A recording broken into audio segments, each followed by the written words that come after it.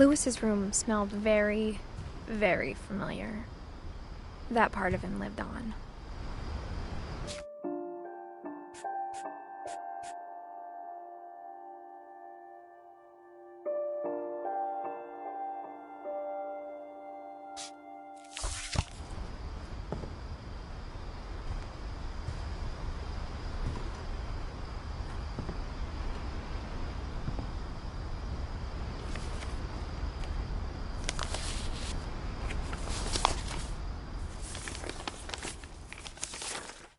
Dear Mrs. Finch, as Lewis's psychiatrist, I can understand your desire for an explanation. As I see it, the trouble began in January, shortly after we convinced your son to seek treatment for substance abuse. Newly sober, I believe Lewis first noticed the monotony of his daily life.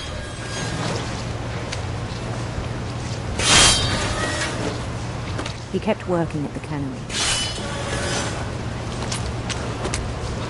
But he withdrew part of himself. In our sessions, I saw the same behaviour.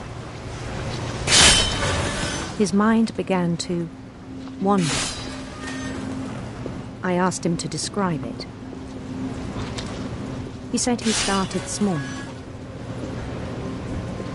imagining a labyrinth.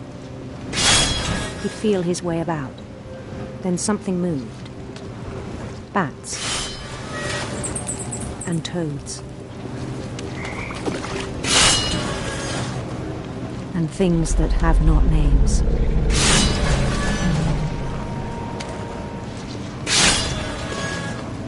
He knew it was all in his head.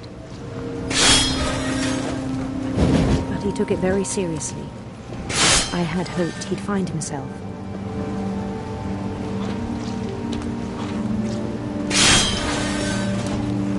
But he found something more.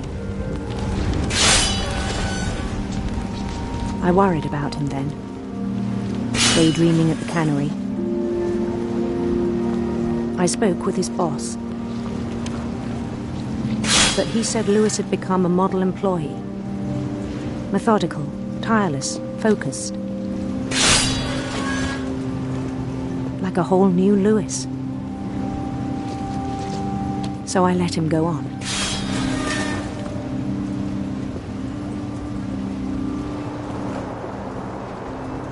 I even encouraged him. It seemed very promising at first. He told me he'd made a new friend.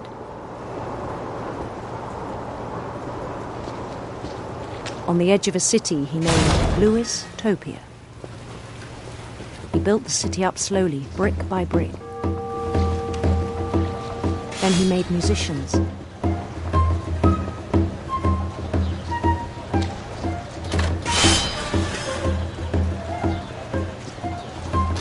And songs for them to play. He talked about starting a band.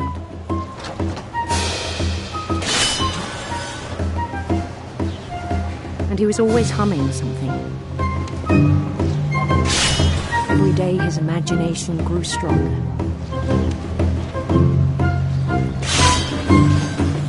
He no longer spoke at the cannery.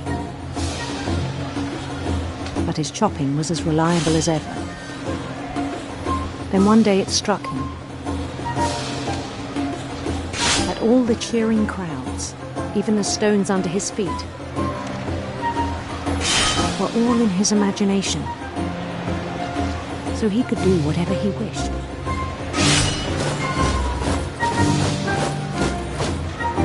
He held an election for mayor. And he won. They begged him to stay, but his mind was already wandering. It became a game for him.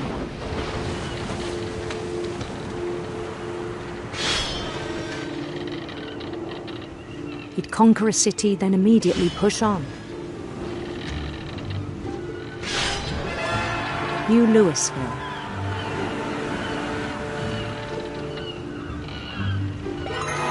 St. Louis.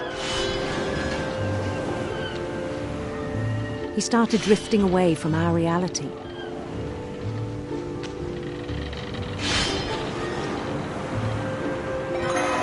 Minneapolis, until one day he forgot to go home from the cannery. Even as his mother pleaded with him, part of Lewis kept sailing on.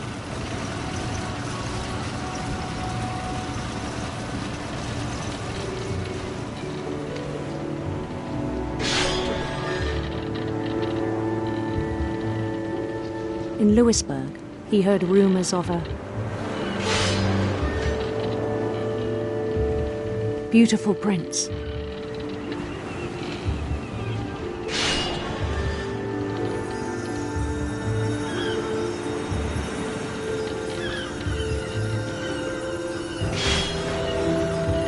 The prince was on his own quest for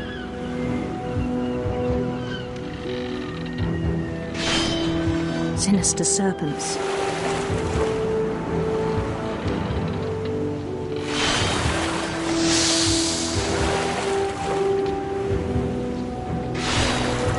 He followed the sound of his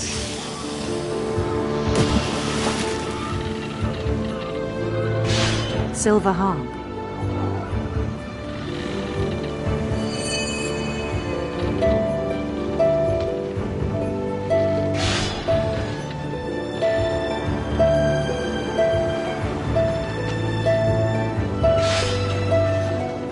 His chase led him to a golden palace east of the sun and west of the moon. Even then, his logic remained sound. He knew the world was all in his imagination.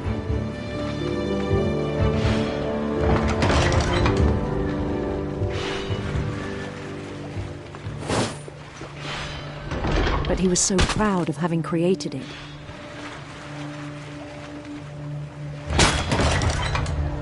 In his own eyes, he'd become something greater than a king.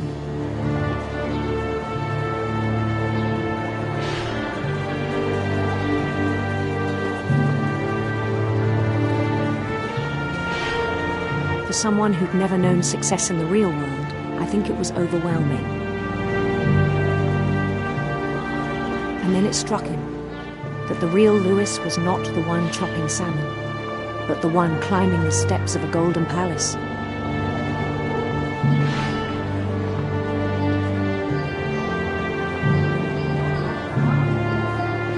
My imagination is as real as my body, he told me. It was hard to argue with him.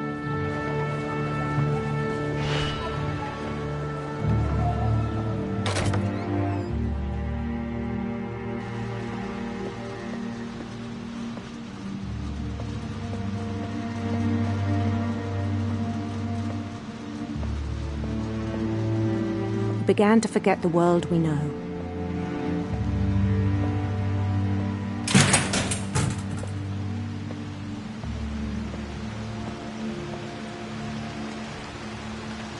I think it pained him to remember Lewis, the cannery worker.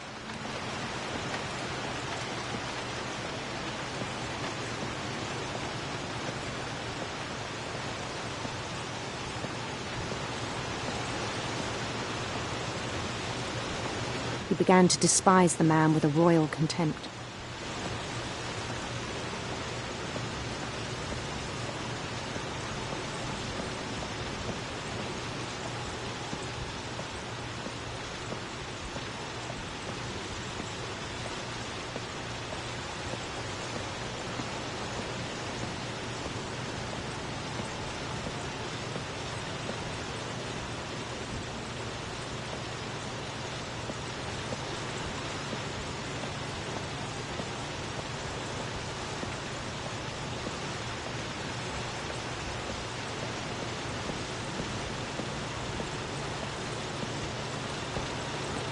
I still thought I could save him. Even after he said he was being crowned king over all the lands of wonder. The palace would be packed with his companions.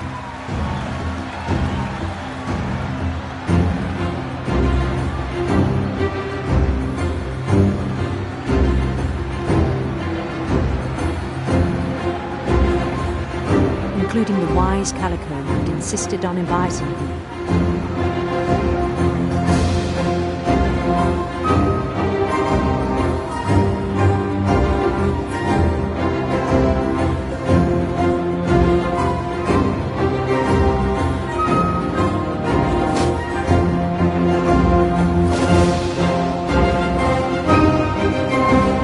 His prince waited, holding his crown.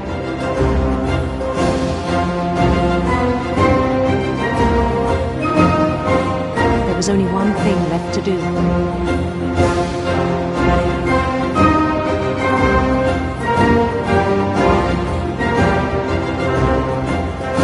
Bend down his head.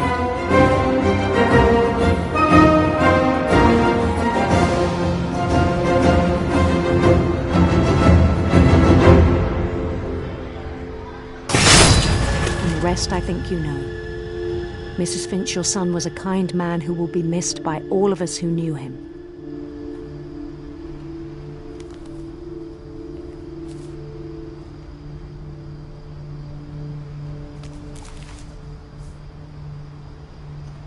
My brother was really cool. I wish you could have met him.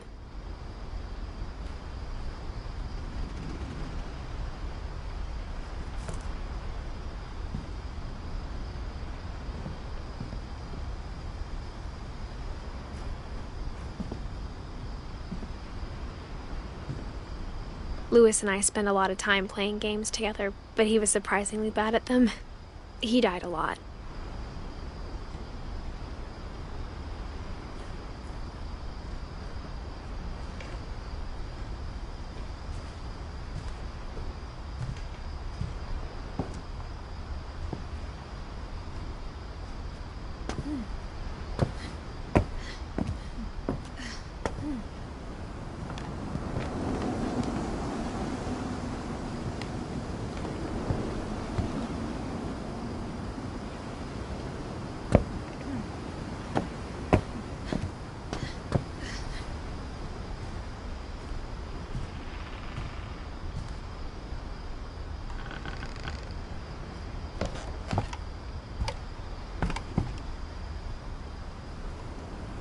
On the way back from Louis's funeral, my mom told me to start packing.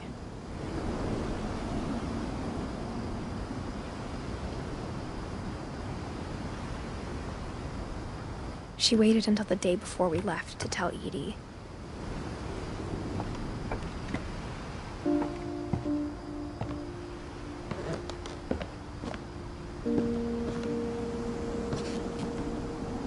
I'm not sure if she wanted to make it easier or harder.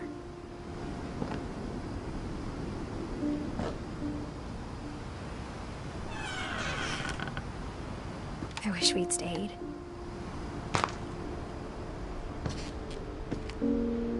But I understand why we left. My mom ended up leaving everything behind.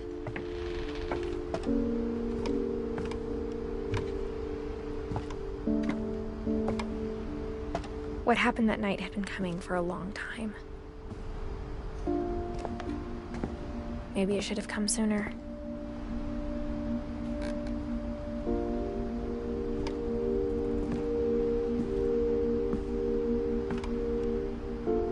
But it had to end one way or another. All that's left now is to tell you about that last night.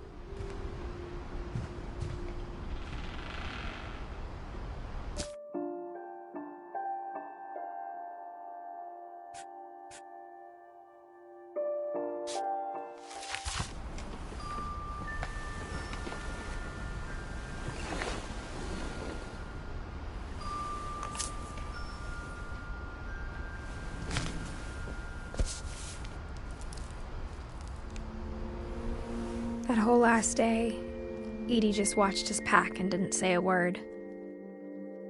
Until supper, when she raised her glass and said, "To our final night together, and all our final nights apart." Grandma, you know what I said about alcohol. Some of your medications are very Eidth, specific. I left a present for you in the hallway. Why don't you go open it? The grown-ups have to argue now. I'm sorry, you're right. We're all leaving tomorrow. Let's just enjoy our last... I'm not leaving. Eidth, you're excused.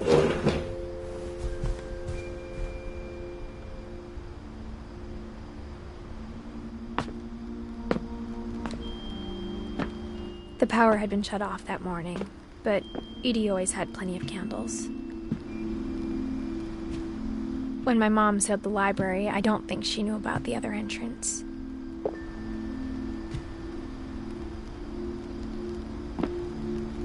Or that Edie had a key to it.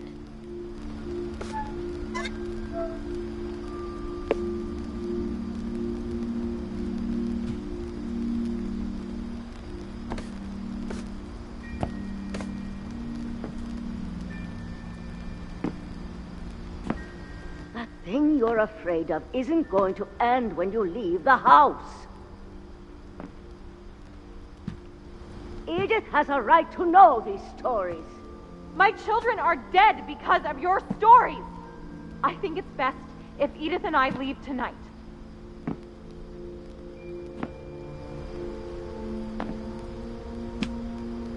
We'll have the nursing home send a van for you in the morning, okay?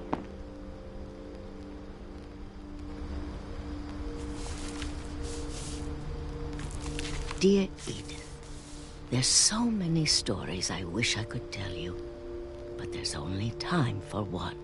This is about what happened on the night you were born. That night, the tide went way, way out. It was the first and last time I ever saw the old house aground.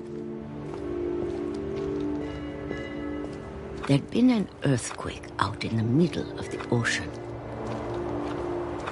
They called it the lowest tide in 1,000 years. God, it smelled awful. You know, I've seen that house every day of my life.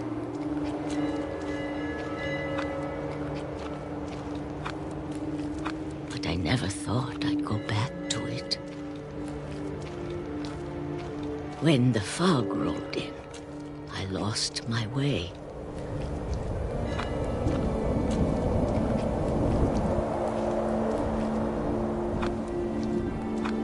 I got turned around.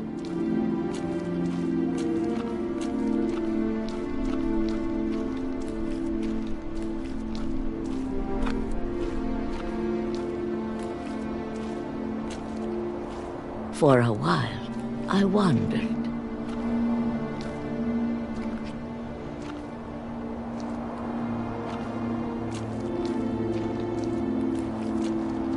I started seeing things.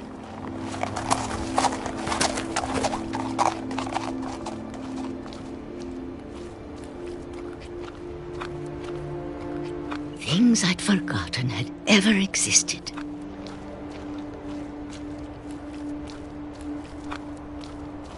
But when I saw them, they felt like old friends. That night, a lot of things came back to me. Or maybe I came back to them.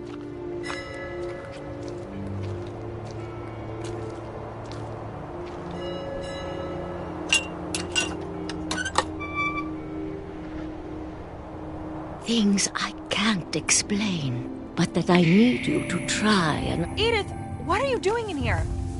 It's mine! Eidth! Mom, you're gonna rip it! Let go!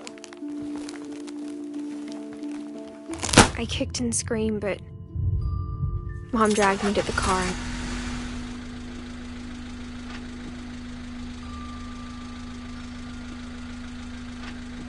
I never saw Great-Grandma Edie again. The next morning, the van came to pick her up, but she was already gone. After that, we moved around a lot.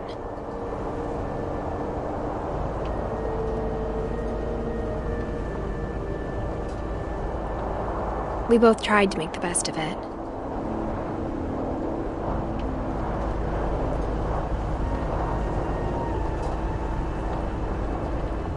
A few years went by.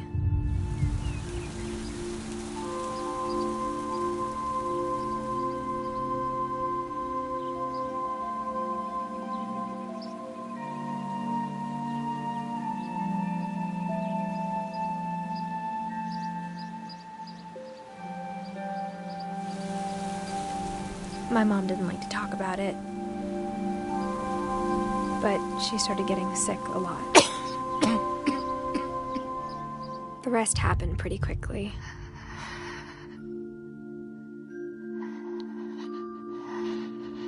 She got better for a while, and then she didn't.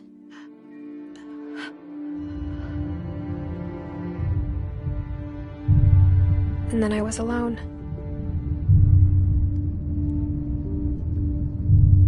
The last Finch left alive.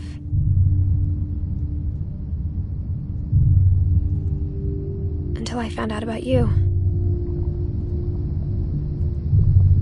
I'm still not sure what to tell you about all this. If we lived forever, maybe we'd have time to understand things. But as it is, I think the best we can do is try to open our eyes. And appreciate how strange and brief all of this is. This journal was supposed to be for you.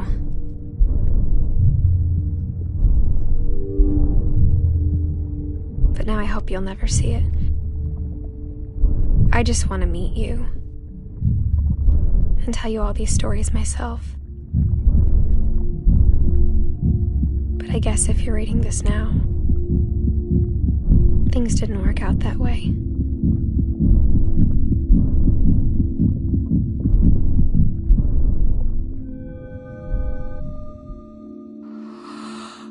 This is where your story begins. I'm sorry I won't be there to see it. It's a lot to ask, but I don't want you to be sad that I'm gone. I want you to be amazed that any of us ever had a chance to be here at all. Good luck.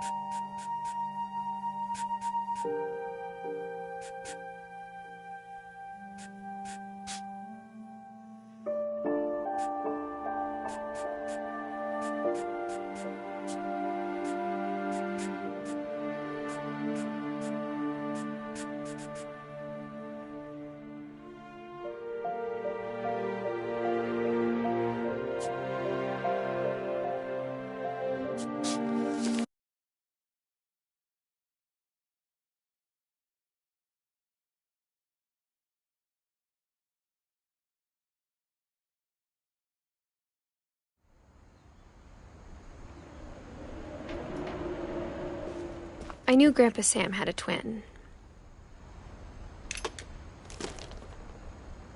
And that he never talked about him.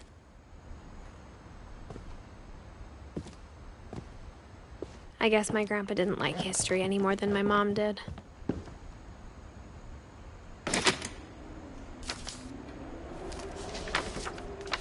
How I Want to Remember My Brother by Sam Finch.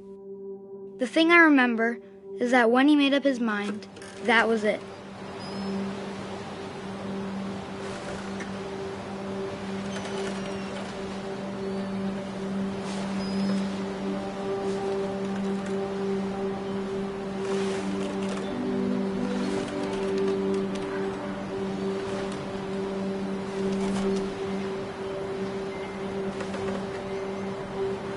My brother said he'd die before he ate another mushroom. And he did.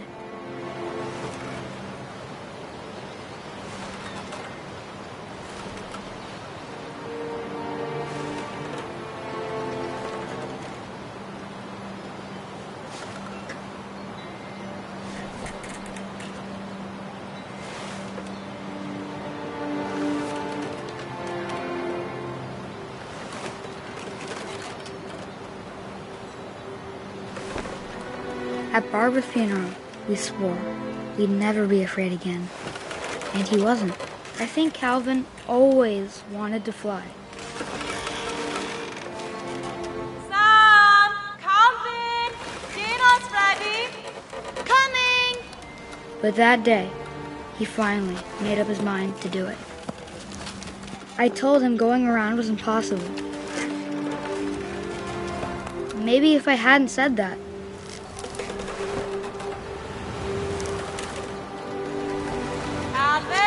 I'm not gonna tell you again. maybe if the wind hadn't picked up, then maybe he'd still be here. But I doubt it. I think he'd already made up his mind. That's what I want to remember about my brother.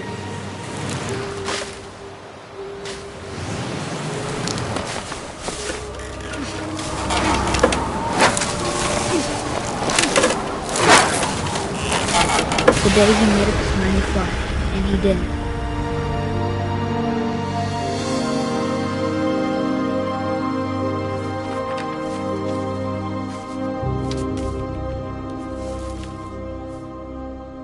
Calvin's story felt strangely familiar. When I was younger, I remember trying to do the exact same thing.